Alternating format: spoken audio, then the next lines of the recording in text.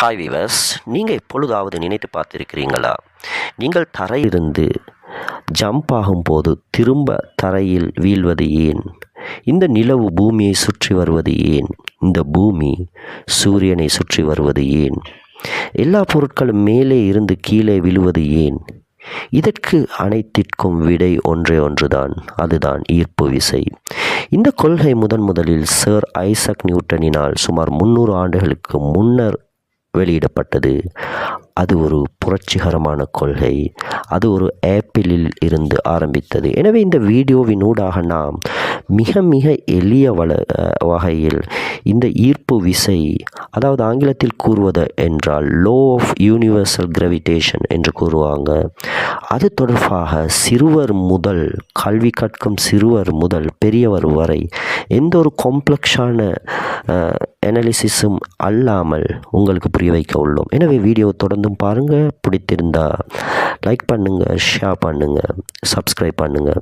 இது மாதிரியான ஒரு வீடியோவை நாம் ஏற்கனவே கொண்டு வந்திருந்தோம், ஆனால் அது ஒரு எளிய வடிவில் இருக்கவில்லை.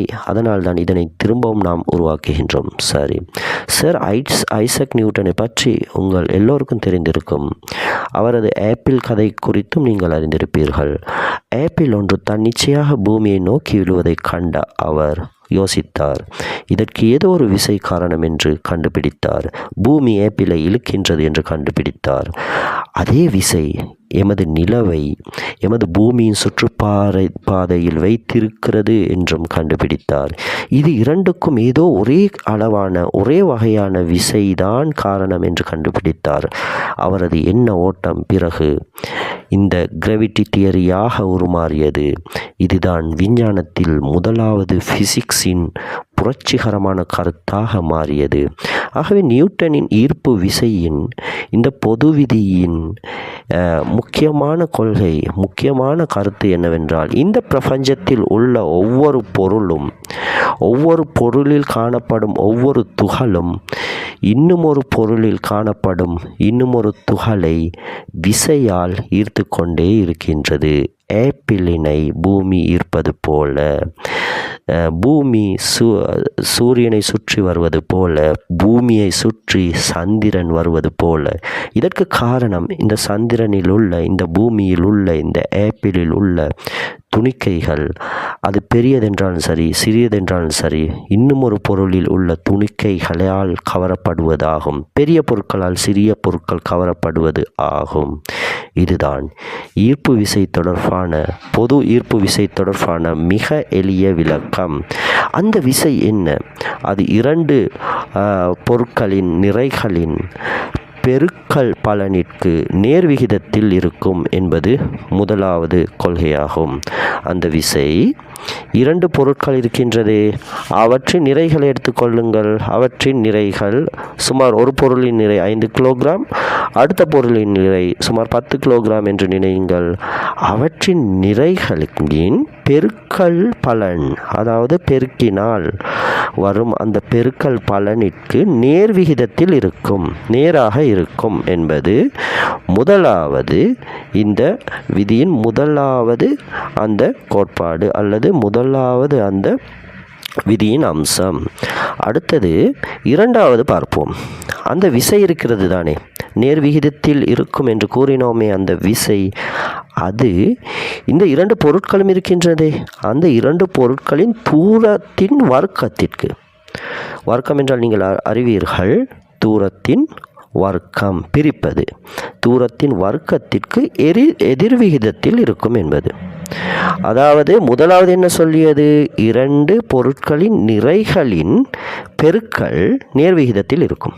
இரண்டு பொருட்களின் நிறைகளை பெருக்கினால் அந்த பெருக்கலின் பலன் நேர்விகிதத்தில் இருக்கும். அதேவேளை அந்த இரண்டு பொருட்களின்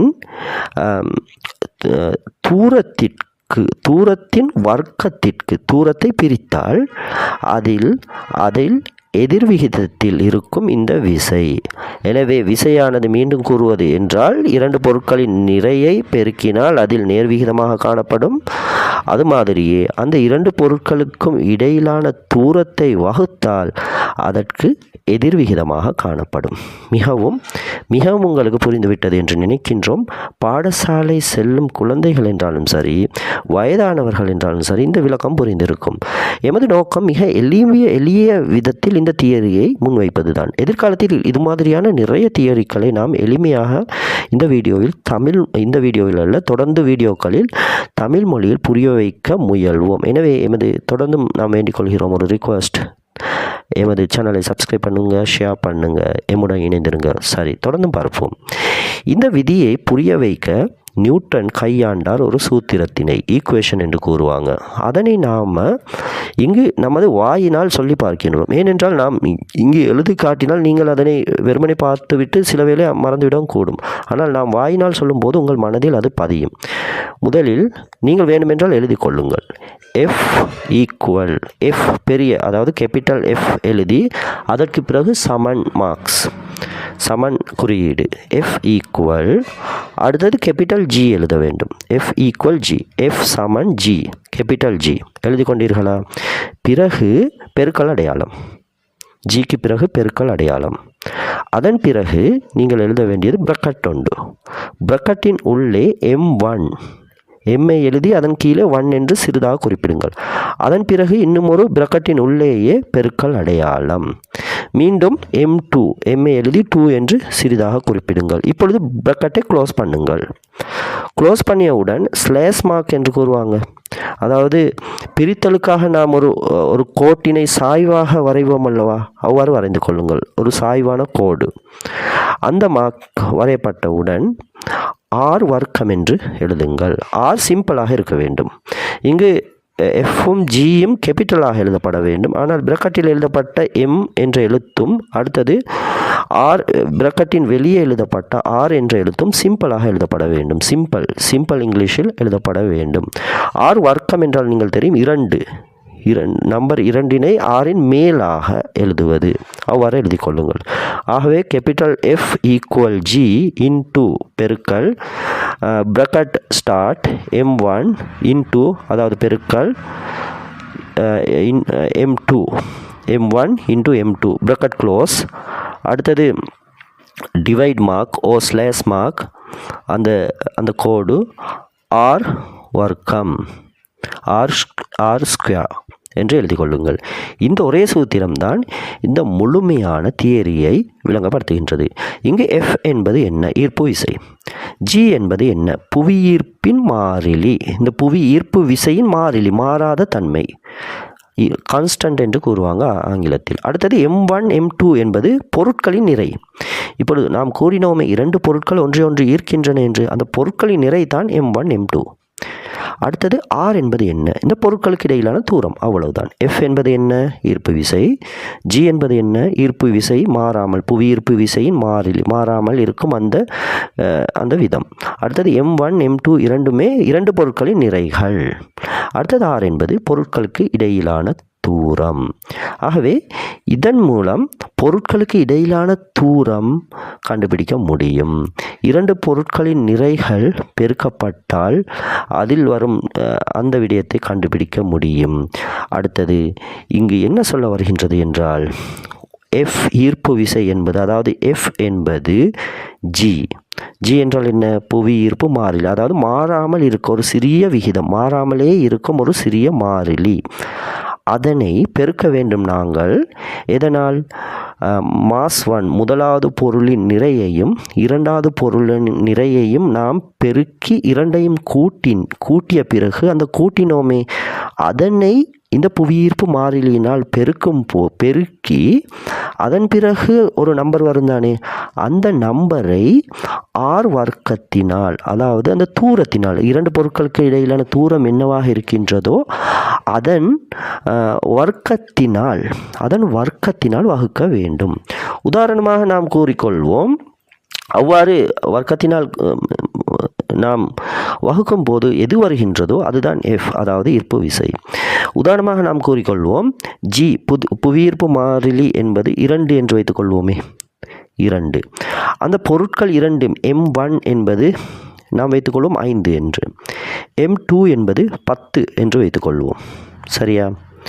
இப்பொழுதோ ஜி என்ன, நாம் போட்ட நம்பர் என்ன 2, பெருக்கல் அடையாளத்தை இடுங்கள். அடுத்தது M1 என்ன 5 அல்லவா, M2 என்ன 10 அல்லவா. முதலில் பிராக்கெட்டின் உள்ளே உள்ளதை நாம் பெருக்க வேண்டும் கணிதத்தின் அடிப்படையில் அல்லவா. ஆக M1 M2 இரண்டையும் பெருக்குங்கள். என்ன வருகின்றது? 5 தர 10.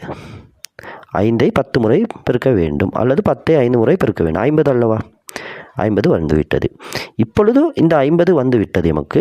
இந்த 50ஐ வெளியில் என்ன இருக்கின்றது 2, ஜி என்பதற்கு 2 அல்லவா நாம் கொடுத்தோம். 2ஆல் பெருக்க வேண்டும். 2ஆல் பெருக்கினால் என்ன வரும்? 100. சரியா? 100 வந்துவிட்டது.